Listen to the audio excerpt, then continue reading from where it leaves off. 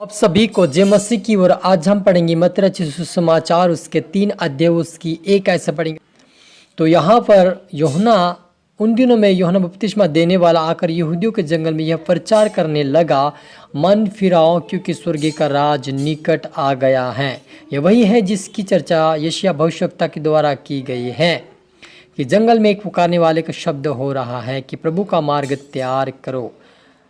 और जब उसने बहुत से फरीसियों और सदूकियों को बपतिस्मा के लिए अपने पास आते देखा तो उनसे कहा, हे साहब के बच्चों, तुम्हें किसने जता दिया कि आने वाले क्रोध से भागो, इसलिए मन फिराओ के योग्य फल लाओ और अपने अपने मन में यह ना सोचो कि हमारा पिता अब्राहम है, क्योंकि मैं तुमसे कहता हूँ कि परमेश्वर ने पत्थर से अब्राहम के लिए संतान उत्पन्न कर सकता है। हालेलुया। मिलकर प्रार्थना करें।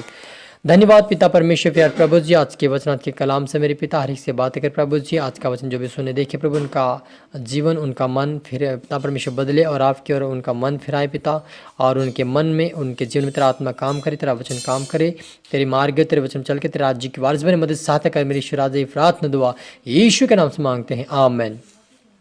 तो मेरे जो हमने यहाँ पर पढ़ा मत्ती रचित सुसमाचार उसके 3 अध्याय उसकी 1 ऐसे पढ़ा कि उन दिनों में यूहन्ना बपतिस्मा देने वाला आकर यहूदियों के जंगल में यह प्रचार करने लगा, मन फिराओ क्योंकि स्वर्ग का राज निकट आ गया है। यह वही है जिसकी चर्चा यशायाह भविष्यवक्ता के द्वारा कहा गई थी कि जंगल में पुकारने वाला शब्द हो रहा है कि अब प्रभु का मार्ग तैयार करो। जब उसने बहुत से फरीसियों और सदूकियों को बपतिस्मा के लिए अपने पास आते देखा तो उनसे कहा, हे सांपों के बच्चों, हे सांप के बच्चों, तुम्हें किसने जता दिया है कि आने वाले क्रोध से भागो, इसलिए मन फिराओ के योग्य फल लाओ और अपने अपने मन में यह ना सोचो कि हमारा पिता अब्राहम है, क्योंकि मैं तुमसे कहता हूँ कि परमेश्वर इन पत्थरों से अब्राहम के लिए संतान उत्पन्न कर सकता है। हालेलुया।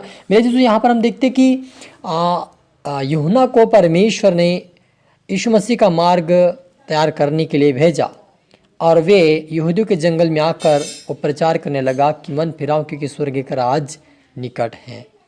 और वे बपतिस्मा देने लगा। तब बहुत सारे फरीसी लोग, सदूकी लोग बपतिस्मा लेने के लिए आ रहे थे। तब यीशु मसीह का जन्म नहीं हुआ था। तब क्या हुआ, तब यीशु मसीह नहीं आया था, है ना। तो तब यीशु मसीह नहीं आया था, उससे पहले यूहन्ना आया और उनको बपतिस्मा देने लगा। और बहुत सारे फरीसी सदूकी आने लगे। तब उनसे यूहन्ना ने कहा कि साहब के बच्चों, तुम्हें किसने जता दिया है कि आने वाले क्रोध से भागो, इसलिए मन फिराओ कि योग्य फल लाओ। मेरे जीजो, यहाँ पर जो मेन पॉइंट है कि तुम्हें, हे साहब के बच्चों, तुम्हें किसने जता दिया कि आने वाले क्रोध से भागो, यानी कि उस समय में फरीसियों, सदूकियों ऐसी जाति थी जो परमेश्वर को नहीं मानते थे। वो अपनी मर्जी, अपनी मनमानी करते थी और वे परमेश्वर के मार्ग पर नहीं चलते थे। इसलिए वो कहता है कि हे साहब के बच्चों, तुम्हें किसने जता दिया था कि आने वाले क्रोध से भागो, इसलिए मन फिराओ, योग्य फल लाओ और अपने मन में यह ना सोचो कि हमारा पिता अब्राहम है, क्योंकि मैं तुमसे कहता हूँ कि परमेश्वर पत्थरों से अब्राहम के लिए संतान उत्पन्न कर सकता है। ये जो सदूकी और फरीसी लोग ऐसे जो थे, सिर्फ अब्राहम को अपने पिता मानते थे और परमेश्वर के मार्ग पे पूरी तरह से नहीं चलते थे और वे परमेश्वर के आज्ञा का उल्लंघन करते थे और अब्राहम को सिर्फ अपना पिता मानते थे। और जब यीशु मसीह आ गया और यीशु मसीह भी उस समय आ गया और उन्होंने उससे पहले आकर ये प्रचार किया कि मन फिराओ और ताकि स्वर्ग के राज निकट हैं, तो उनसे कहा कि अपने पिता अब्राहम को मत समझो, क्योंकि अब्राहम किस इन पत्थरों से अपने लिए पुत्र उत्पन्न कर सकता है। हालेलुया। और यही हम देखते हैं। और यहाँ पर आगे देखते कि अब कुल्हाड़ा पेड़ों की जड़ पर रखा हुआ है, इसलिए जो पेड़ अच्छा फल नहीं लाता वो काटा आग में झोंका जाता है। और यूहन्ना बोलता है, मैं तो पानी से तुम्हें मन फिराओ का बपतिस्मा देता हूँ, परंतु जो मेरे बाद आने वाला है मुझसे शक्तिशाली है और मैं उसकी जूती उठाने के योग्य भी नहीं। वह तुम्हें पवित्र आत्मा और आग से बपतिस्मा देगा। उसका शुभ उसके हाथ में है और वह अपना खलिहान अच्छी रीति से साफ करेगा और अपने गेहूं को तो खेत में इकट्ठा करेगा, परंतु भूसी को उस आग में जलाएगा जो बुझने का नहीं।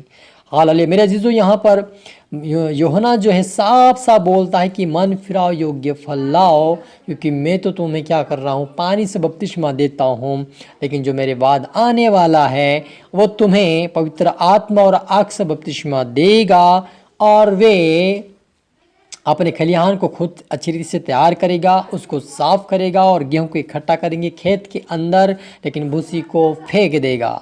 हालेलुया। और यहाँ पर लिखा कि फेंक देगा। मेरे अजीजों, भूसी क्या है और गेहूं क्या है? जो प्रभु यीशु मसीह की आज्ञाओं को मानेगा, जो प्रभु यीशु मसीह के वचन पर चलेगा, वो गेहूं के रूप में है, अच्छे उनको रखा जाएगा परमेश्वर के राज्य में। लेकिन जो भूसी है और जो आज्ञा नहीं मानती है, क्योंकि भूसी जब उड़ती है तो इधर उधर नहीं, हवा जैसी जैसी घूमती वैसे ही चले जाती है। उसी प्रकार से अगर ये लोग संसार में चाहे जितने लोग हो, अगर प्रभु के वचन सुनकर भी अनसुना करते हुए हवा के झोंके में, यानी संसार की अभिलाषाओं, शारीरिक अभिलाषाओं और संसार की बातों में अगर इधर उधर घूम रहे हैं और परमेश्वर की आज्ञा को नहीं मानेंगे, और उसी के समान है, उनको परमेश्वर जलती हुई नरक में डालेगा।